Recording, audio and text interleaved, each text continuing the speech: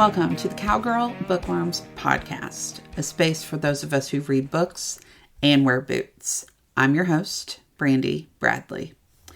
So what's new at Books and Boots? What's happening? I guess the main thing, the exciting thing, the fun thing is I'm about to make yet another journey to the most magical place on earth. That's right. We are going back to Disney World yet again. So my little family, we are hardcore, all caps y'all, hardcore Disney nerds now. And we are super amped to go and hit up all the parks over the course of multiple days.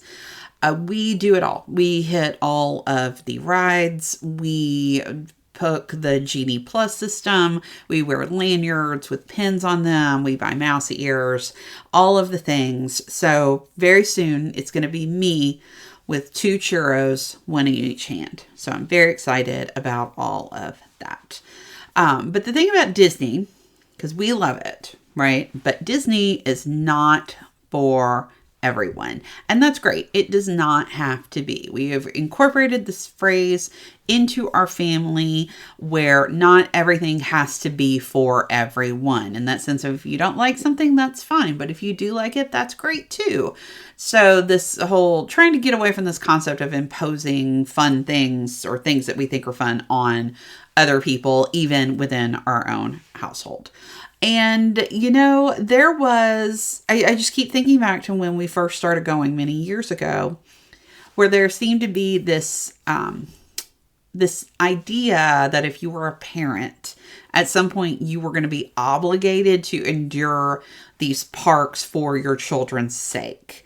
And as a result, when we would make our early trips when our kids were very little, we would see these packs of just absolute miserable adults complaining about the lines and the cost of everything. And they were almost always dragging behind them some kid who was having a complete come apart because they wanted to stay and then they had to go, or they got too tired, or they got too hot, and just, you know, just a miserable experience. But I've noticed that the last few times we've gone, I'm seeing less and less of this. It seems like, you know, people have recognized, like, you don't have to go to Disney just because you have kids. Your kids can have other interests. Or it's just the people who really love it are, you know, spending more time there, taking advantage of a lot of opportunities and planning things and options. So when we go now, people watching the people watching is one of my favorite things to do when I go to these parks. So what I see are like huge families in the matching t-shirts for like their family reunions, and teenagers carrying around their Loungefly backpacks or wearing their mini ears. The fact that there is a selfie wall, multiple selfie walls that people recognize that this is where they want to get their photos taken. I love seeing the teenagers who wear their pirate outfits. That's incredibly cool. And then of course they still have the young girls who wear their princess outfits, like head to toe. They go to the Bibbidi Bobbidi Boutique and that whole thing. I don't know if Bibbidi Bobbidi Boutique has reopened, but that has not stopped the little girls from wearing the princess dresses and like the full 9. When they're at the parks, I almost always see them at on the monorail, and they're adorable, so cute. So this is something that, you know, that we love as super fans. And I think that now I'm seeing more super fans, especially since so many people go who are influencers and they are filming their videos there. So now people know so much more about planning a Disney trip and what to eat and where to go and what times to go and how things work for their lifestyle. This is something that I don't do. Hubs does all of the planning. He is, he's that guy who wants to like go and manage all of those things. And I fully support that because I don't have to. I was never really good at that anyway. He loves it. So that is his skill set, planning vacations, doing all of those things where I can just go and hang out and have a good time. And I love that. We ride a lot of rides. I want to ride all the rides, but my kids don't like roller coasters. I do, but they don't. But I am there for the people watching. I love the classic slow rides. I love the nostalgia, not just as a kid who grew up seeing the magical world of Disney every Sunday on my TV, but now it's that nostalgia of, oh, I remember when I brought my kids here when they were very little and how they would nap in the strollers, or the stuff we would have to buy because they would be having their own come apart because they were tired. So now I just have all those fond memories of that. And I love the food. I think Disney has great food. It is not cheap, but it is very tasty. My kids are all about those Star Wars rides. Hubs looks forward to that. It's modified now, but the drinking around the world at Epcot, meaning to sample all of those things. And then we're going to a new place. So I'm very excited. We love Animal Kingdom. We've been skipping it the last couple of years to spend more time at Hollywood Studios, but now we're wanting to spend more times in the Animal Kingdom park. And they have a place called the Nomad Lounge, which is this bar, I guess is the best way to describe it. It's a bar in the middle of Animal Kingdom, but they have these specialty cocktails. They have this gorgeous river view. It's very chill atmosphere, and I'm excited to go and experience that for the first time. So that's the new thing that we're going to do when we're on our trip. So exciting things, vacation time, guys. This is really like that time of year where I just get to relax because I'm not teaching full time. Another thing that happened this last week, it was a lot of fun too. My whole theme this month, in the month of May on my website, is now I have time for fun. Time for fun is the whole theme. And that is just for pretty much everything in my life. So I was on Instagram checking to see what was happening. And one of my planner associates, someone who I met through Filofax and planner groups, had posted an image on Instagram that they went to Home Goods. If you have a Home Goods in your neighborhood, it's part of the TJ Maxx, Marshalls, Ross, Home Goods. They're all like part of the same conglomerate. So she went to a Home Goods and found the Filofax brand planners had been marked down to around $25. And if we're going to talk about things I am hardcore about, I am a hardcore planner nerd. I love my planner. My planners are very important to me. So because if I can't organize my time, then I'm not going to have time to do the things I want. So I have a teaching job that I love, and that is like my primary source of income. But my passion is writing books and launching a book business and being an indie bookseller.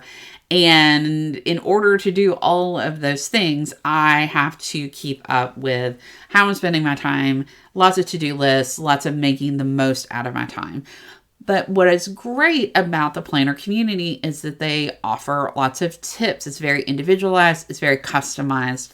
And I like to go and see and watch YouTube videos or reels or TikToks from planner people for fun, so I can get ideas of how to better manage my time and what systems will work for me. Especially because I'm a tactile person. I've talked about this. I'm like a sensory junkie. And so I like to be able to touch the things that I'm working with. Digital planning, practically digital writing is not where I excel. I really like to write things out by hand. That's usually part of my writing process, is I write my scenes out by hand first and then I type them, because it's just something I'm more comfortable with. So I have multiple planners that I have used. I have tried a variety of systems, but without my planners, I would not be able to set the goals necessary to write and publish. This planner is essential to my author life. So the Filofax system, for those of you who are old enough to remember references to Filofax from the 80s and the 90s before everything went digital, it is a binder that keeps your calendar for you, and you can like add different things to it. It's very customizable. And the reason that I'm a huge fan of it is because it is durable. It is a super durable product, and I am not gentle with things. I cannot have things that are precious or fragile. I need things that are going to be able to be around for the long haul and can take a licking. So for years, I would go to Target and buy a ready-made planner and immediately destroy it. When I moved to Atlanta 12 years ago, I went and bought one and the spiral immediately came out of it. And I'm just like, this doesn't work for me. I need something that's going to live up to my life. So I got a Filofax planner, personal size. It was in this beautiful, I still have it. I'm looking at it on my shelf. It is a beautiful, gorgeous, fluorescent pink, super neon, and I fell in love with it in 2014, and it became my go-to thing for everything. It helped me organize my life, and it just made me happy looking at it. So even though I might be looking at a to-do list full of stuff that might seem arduous or exhausting, at least I had this pretty thing in my bag that reminded me of, nice things and happy things and pretty things. So I loved it. I have a more neutral palette than I'm doing now. I don't carry around a lot of neon things, even though I feel like some of it is creeping back into my aesthetic again. A lot of my ads have neon pink in them.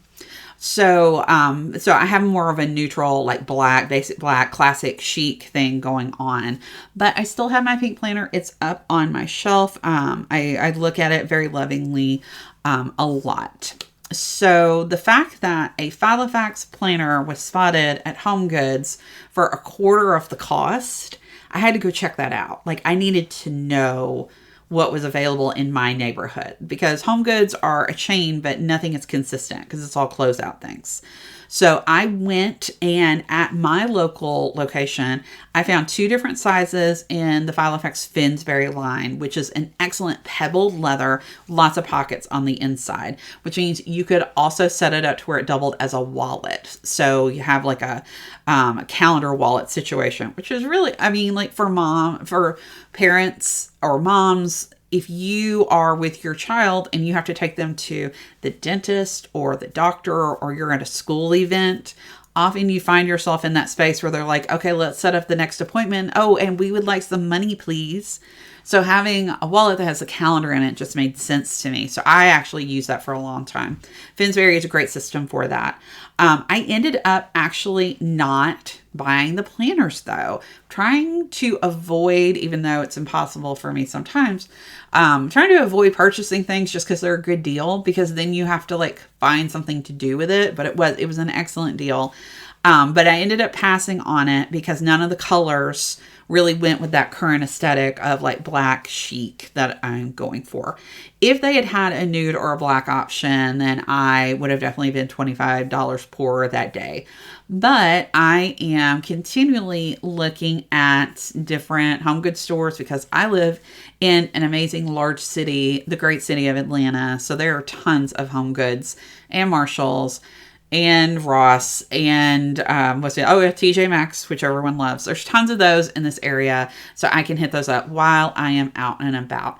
And that has been super fun. I have not had the time to shop at like actual stores where you get to go and touch everything for a really long time. So it was fun to not only get the tip, go to the store, find out the tip was true. And for those of you who follow me on Instagram or TikTok or even my YouTube channel, I posted videos of my finds while I was out this week. So I got a lot of people who were contacting me like, did they have this? Did they have that? Asking me lots of questions. And I love being able to respond to that as well. Because the thing about social media for me is I don't spend a lot of time on it anymore because it just bums me out. And I'm definitely not engaging with people that much, but it was a lot of fun to talk to people about planners and planner life and those things this week. So yes, so time for fun, time for planners. The Venn diagram of those two things are overlapping pretty heavily this week. So that's great. Also coming up, just a reminder, I am launching an online course for beginning writers who are looking to develop the mindset for the endurance trial that is writing a novel. So be on the lookout for This Is What a Writer Looks Like digital course that's going to be available on brandybradley.com. brandybradley.com. So sign up to be on the wait list going to brandybradley.com/writing workshops. So what's the story? This week, I'm going to read to you a post called Teaching Makes Me a Better Writer. When I started teaching years ago, I was speaking with a student during my office hours about the fact that they hadn't turned in their last 2 papers. They were looking for a reprieve on their grade. In speaking with them, they expressed how they know how to write, but they were having trouble managing their time. They weren't great at doing what their teachers asked of them. They believed writing was an art of expression, and for me to ask students to consider their audience went against what he believed. I thought, great, I'm teaching myself. It sounds a little self-loathing, but it was one of those moments where I flashed back to myself as a college student, spouting off some opinions and philosophies about writing and art and selling out because I was a cliche. And here I was hearing my cliched words being spouted right back to me. He kept talking about what he might write about as a makeup paper. And then he said to me, it's about a band you've probably never heard of. They're called Tool. And it took all of me not to laugh at this replica of my former self. Tool. Child, please. I love being a teacher. I know many writers who would rather die than stand up and explain the power of words to a bunch of bored teenagers trying to compete for their attention, which is sucked in by TikTok, Discord, and their own personal drama. I love it. I have a captive audience, a certain amount of power, and a regular paycheck, and I get to talk about words all day. It's pretty awesome. In addition to teaching, I'm also running a writer's group for students who love science fiction and fantasy genre. They aren't writing for a grade, but because they love to write. They're volunteering to do it for fun. Regardless of the motivation, writers are writers and speak the same litany of excuses, justifications, and reasons to not write. Interestingly enough, teaching writing has allowed me to witness students who suffer from my own anxieties, vulnerabilities, and insecurities. They need me of all people, to give them strategies, tactics, and motivational speeches to get them moving. I'm learning how to be a better writer through teaching them how to be better writers. The most common ailments I regularly witness are perfectionism. This is hard as an instructor. I see smart students who show up for every class with knowledge and insight who do not submit their writing assignments because they are terrified of any flaws. I tell these students to promise me that they won't ghost me and that they will allow themselves to be flawed because if they don't, their grade is a 0. I can't grade writing that doesn't exist. For years, I have played and tweaked short pieces, essays, short stories, and poems, and keep them buried in my laptop. They're not perfect, and I would be mortified for anyone to see them and assess them, particularly the poems. But what I've learned is hiding my words means that people won't see what I'm doing. People who don't judge me, my friends. One of the many reasons I fell in love with writing was seeing the face of someone who liked what I wrote. The other perfectionists are students who don't read their work before they submit it. This is a strange version of perfectionism because it is both perfectionism and self-sabotage. Because they're so terrified to see the flaws in their work, they won't reread it. The idea that they didn't nail it perfectly the first time leads them to turn it in and never look at it again. And they can always fall back on the excuse that it was only a first draft or they only spent an hour on it anyway. Because they know they can't be perfect, they don't try.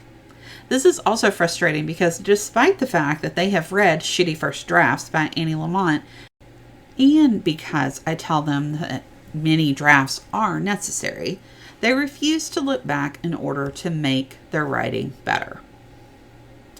Another thing I've noticed is almost writing. Almost writing is often referred to as world building, outlining, scene shaping, drafting, conceptualizing, but it's not writing. I can fiddle fart with the best of them. My process wall is a prime example, But in the end, my process wall is not a book. It's not a poem. It's not a short story until I put the words on the page. A story is beautiful and completely without flaws in one's head. As soon as you type it, it immediately feels flat. But the more you work at it, the more it morphs and it fills out into a fully fledged product of creativity. Once I heard the author C.J. Hauser advise, only writing is writing. She explained how answering emails, submitting to literary magazines, and talking about writing might seem like writing. But it's not. Only writing is writing. And I have to remind myself of that almost every day. Who's got the time? The answer to that is no one. But everyone says this. My students say that they do not have the time. Professional writers say they don't have the time. People who are somewhere in the middle say they don't have the time. If you have a desire to write, you also have the right to complain about how you don't have the time to write. I think it's a law or something. Often, when I ask young writers to make small goals for themselves, their goal is to write 10 minutes a day. And then when I check in with them the next time we meet, they haven't done that at all. We discuss how we can make writing a priority, and then I realize that I have not made writing a priority. Rushing around to teach, to classes and practices for my kids, to vacations with my husband, to my chair where I'm currently binge watching TV shows that I've already seen before. I was preaching to them to make a choice to write instead of doing something else they enjoyed or feel obligated to do. I was being a hypocrite. Teaching reminds me that I don't always practice what I preach, and I can't live with that. As soon as that happens, I rearrange my schedule to allow time to write. Currently, I am hosting write-ins and have invited students to join me. Write-ins are agreeing to gather at a location and do nothing but write. I snag a study room at my campus library and send out the announcement that I'll be writing there for 1 hour. No students have stopped by, but it's working out great for me. I'm clocking 800 to 1,000 words an hour, which is more than 0 words, which makes it perfect. The other beauty of being a teacher is there are many designated spaces with desks, Wi-Fi, and mandated silence. I wish my on-campus office was in a library. Arrogance, which is also what I call not listening to good advice. On multiple occasions, I have suggested a student change something only to be met with resistance, hostility, and a defense to match a team of celebrity lawyers. As a result, I must sit there quietly as they explain to me how, with all due respect, they have no intention of changing anything. Their work is their work. I just don't get it. My husband likes for me to tell them, have you considered that I'm the one grading this? I know that's a fool's errand, because I too have frantically mounted a defense of something that was being workshopped. I told a published, respected writer and scholar that my characters would continue to use the word hey to greet each other because that's what Harper Lee did. And reading that so long ago made this bookish Southern girl feel less lonely. He smiled and conceded. What I didn't hear was that he was explaining to me that so many people greeting each other was slowing down the story, and the story was all that mattered. He didn't get angry or annoyed. He let it go. It wasn't the last time I did that, but I learned as both a student and a teacher that day. It's so easy to feel like you are under attack when someone is offering feedback. And no matter how much I explain that it is not personal, I know it's still hard. We want it to improve. We also want it to be the most amazing thing anyone has ever read. And it won't be, because no matter how perfect it is, when you offer someone something up to be workshopped, people will dig until they find something to change. The other side of arrogance is something I've had to change about myself, being the arrogant jerk in the workshop. It is not my best color. I have to watch myself because it is in no way helpful to be superior to another writer, and there is no excuse for it, especially knowing what I know now. There are no superstars. No one wins by trying to take someone down a peg, and it only makes me, the person being snide, sarcastic, sharp, or needlessly nitpicky, look like a jerk. I've been in workshops with jerks. I have been the jerk. It brings down the vibe of the group. I've learned to be more gracious. One of the best things about teaching is I get to learn from these mistakes from the viewpoint of an observer and a witness, so I don't allow myself to get caught up in the excuses, and I'm a better writer for it. Another part of it is listening to my own advice to them. I tell them that their story is their own and that they have the right to tell it. I tell them not to be afraid of creating, publishing, or showing off their work to their families, their loved ones, and their classmates, because whatever they wrote is valid, and people who love them will also love it. This week, I'm reminded of a quote I used to post often by the French feminist philosopher Hélène Cixous. I refuse to strengthen the ways of the past by repeating them. If writers, including myself, tell themselves that the only people worthy of telling stories are the ones who are already telling them, then we will continue to lack representation and diversity in our fiction. Your point of view is valid. Write your story. Share it with the world.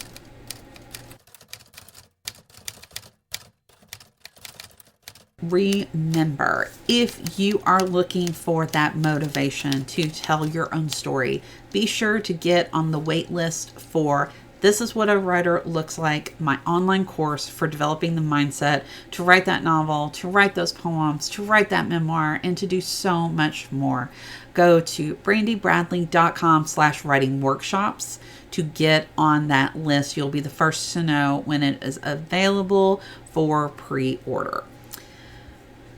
Thank you so much for listening. If you've enjoyed this, remember there's new content on brandybradley.com each week. Also, don't forget, each month I'm delivering new exclusive content at the Books and Boots newsletter. This is a once a month newsletter that goes directly to your inbox. This is also the space where I share my currently loving list, which is my monthly report on what I am watching, reading, listening to, and the many other things that fuel my writing fire.